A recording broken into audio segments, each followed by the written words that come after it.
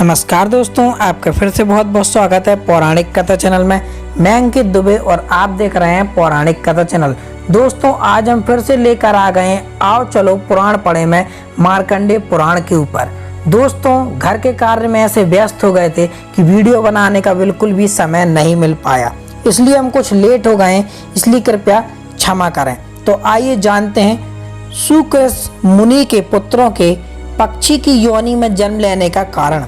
मार्कंडेय जी कहते हैं, जैमिनी अरिष्टनेमी के पुत्र पक्षीराज गरुण हुए। गरुण के पुत्र संपाति के नाम से विख्यात हुए।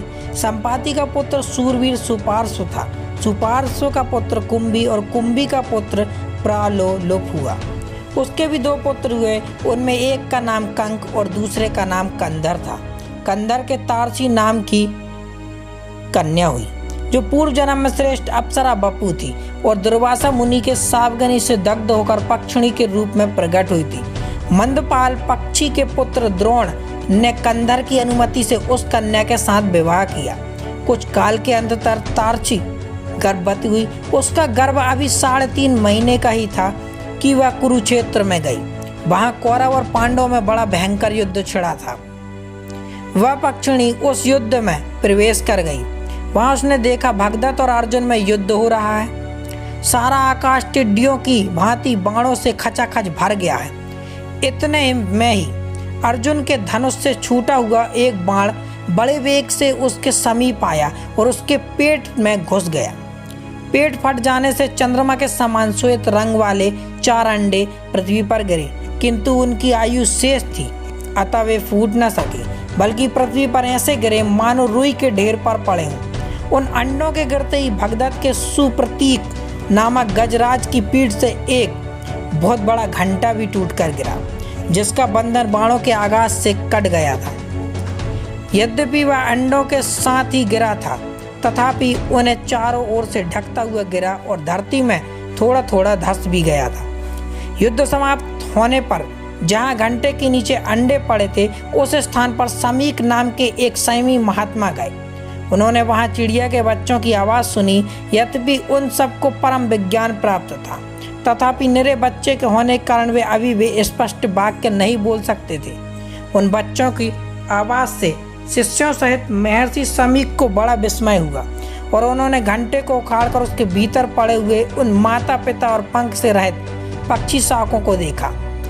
उन्हें इस प्रकार भूमि पर पड़ा देख महामुनि समीक आश्चर्य में डूब गए और अपने साथ आए हुए द्विजों से बोले, देवासुर संग्राम में जब दैत्यों की सेना देवताओं से पीड़ित होकर भागने लगी, तब उसकी ओर देखकर स्वयं विप्रवर शुक्राचार्य ने ये ठीक हो कहा था, ओ कायरों, क्यों पीठ दिखाकर जा रहे हो?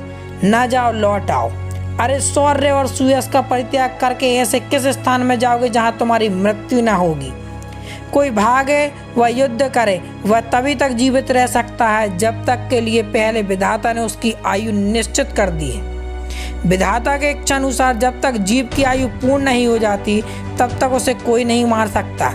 कोई अपने घर में मरते हैं, कोई भागते हुए प्राण त्याग करते हैं। कुछ लोग अन्न खाते और पानी पीते हुए काल के गाल में चले जाते हैं। इसी प्रकार कुछ लोग ऐसे जो भोग विलाप का आनंद ले रहे हैं, इच्छा अनुसार वाहनों पर विचरते हैं, शरीर से निरोग हैं तथा अस्त्र शस्त्रों से जिनका शरीर कभी घायल नहीं हुआ, वे भी यमराज के बस हो जाते हैं। कुछ लोग निरंतर तपस्या में ही लगे रहते हैं, किंतु उन्हें भी यमराज के दूत उठा ले जाते हैं। निरंतर योगाभ्यास में प्रवृत्त रहने वाले लोग भी शरीर से अमर न हो सके। पहले की बात है, वज्रपाणी इंद्र ने एक बार सम्रासुर के ऊपर अपने वज्र का प्रहार किया था। उस वज्र ने उसकी छाती में चोट पहुंचाई, तथापि वह असुर मर न सका। परंतु काल आने पर उन्हीं इंद्र ने उसी वज्र से जब जब दानवों को मारा, वे तत्काल मृत्यु को प्राप्त हो गए। यह समझकर तुम्हें भय नहीं करना चाहिए, तुम सब लौट आओ। उनके इस प्रकार समझाने पर वे दैत्य मृत्यु का भय त्याग कर रणभूमि में लौट आए। शुक्राचार्य जी की कही हुई उपयुक्त बातों का इन श्रेष्ठ पक्षियों ने सत्य कर दिखाया है, क्योंकि उस अलौकिक युद्ध में पड़कर भी इनकी मृत्यु नहीं हुई। ब्राह्मणों, भला सोचो तो सही, कहाँ अंडों का गिरना और कहाँ उसके साथ ही घंटे का भी टूट पड़ना, और कहाँ मांस मज्जा तथा रक्त से भरी हुई भूमि का बिछौना बन जाना, ये सभी बातें अद्भुत हैं। विप्रगण ये कोई सामान्य पक्षी नहीं है। संसार में देव का अनुकूल होना महान सौभाग्य की बात का सूचक होता है। यह कहकर समीक मुनि ने उन बच्चों को भली भांति देखा और फिर अपने शिष्यों से इस प्रकार कहा, अब तुम लोग इन पक्षी शावकों को लेकर आश्रम लौट चलो और ऐसे स्थान पर रखो जहां इन्हें बिल्ली, चूहे, बाज अथवा नेवले आदि से कोई भी भय न हो। ब्राह्मण यद्यपि ये ठीक है कि किसी की रक्षा के लिए अधिक प्रयत्न करने की आवश्यकता नहीं है, क्योंकि संपूर्ण जीव अपने कर्मों से कैसे मारे जाते हैं, कर्मों से ही मारे जाते हैं और कर्मों से ही उनकी रक्षा होती है। ठीक उसी प्रकार जैसे इस समय वे पक्षी शावक इस युद्ध भूमि में बच गए, तथापि सब मनुष्यों को सभी कार्यों के लिए यत्न अवश्य करना चाहिए, क्योंकि जो पुरुषार्थ करता है वह सत्य पुरुषों की निंदा का पात्र नहीं होता। मुनिवर समीक के इस प्रकार कहने पर वे मुनि कुमार उन पक्षियों को लेकर अपने आश्रम चले गए, जहाँ भांति भांति के वृक्षों की शाखाओं पर बैठे हुए भौरे फलों का रस ले रहे थे और अनेक तपस्वियों के रहने जहाँ की रमणीयता बहुत बढ़ गई थी।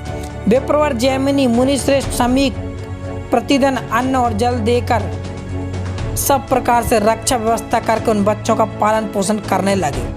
दोस्तों, इसकी आगे की कथा हम अगली वीडियो में बताएंगे।